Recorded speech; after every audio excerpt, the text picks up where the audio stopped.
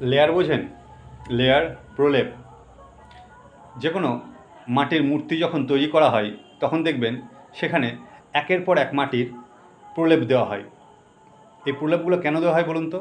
যাতে ভেতরে যে খড় বা বাঁশগুলো আছে সেগুলো মানুষের সম্মুখে না চলে আসে। ঠিক যে কোনো মসজিদ বলুন বা দরগাতে বলুন, আপনি যখন যাবেন দেখবেন মেন যে সমাধিস্থল আছে তার উপরে একের পর এক রঙিন চাদর চাপিয়ে দেওয়া হয়। কেন চাদর চাপিয়ে দেওয়া হয় বলুন তো? যে ভেতরে কি আছে সেটা যেন মানুষের সম্মুখে না চলে আসে। ঠিক আরজি কর কাণ্ডেও না আমাদের চোখের উপর একের পর এক লেয়ার চাপিয়ে দেওয়া হচ্ছে।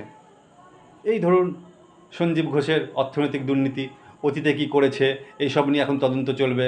এই ধরুন বর্তমান সময়ের রাজনৈতিক নেতাদের কর্মকাণ্ড, একের পর এক তাদের বিভিন্ন ধরনের কর্মকাণ্ড, এইসব করে যাতে মেন যে দোষী আছে সে আরেকটু সময় পেয়ে যায় বাঁচার জন্য।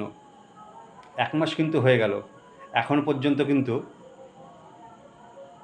মেন যে নির্যাতিতার পরিবার এখনও পর্যন্ত কোনো রকমের বিচার পেল না। কেন পাইনি বলুন তো? কারণ আমাদের চোখের সামনে একের পর এক নতুন নতুন কর্মকাণ্ড করে প্রলেপগুলো চাপিয়ে দেওয়া হচ্ছে, আর আমরা সেগুলোর সাথে চলছি।